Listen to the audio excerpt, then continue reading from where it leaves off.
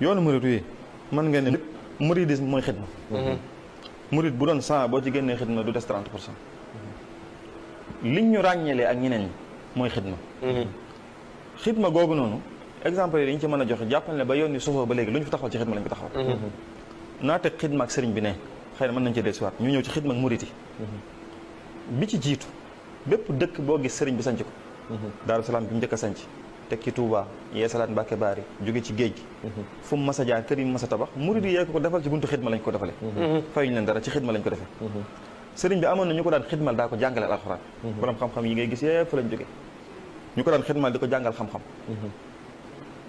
sëriñ bi amoon na sax mbooloo moo xam ne xam nga lu ñu ko daan liggéeyal di ko jàngaleel alxuraan bis bu set ñu jàngal ko ñeenti kaamil.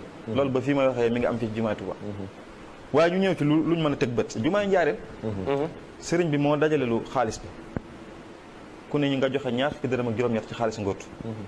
biñ ko indee ñu tabax ci jumaay Njaaréem matoon na 5 millions ci jamono jooju. ci jamono jooju 5 millions bari woon 1918 17 lañ ko rëdd 18 lañ ko commencé. mu àgg ay 1925 yooyu. jumaa Njaaréem jooju ci xidma lañ ko taxawale mu bokkoon ci jumaa yi gën a rëy ci sous-région bi yëpp gën fee rafet. biñ ko indee xaalis bi sëñ bi daa dajale murid bañ ñëw mu ne leen waaw léegi dama leen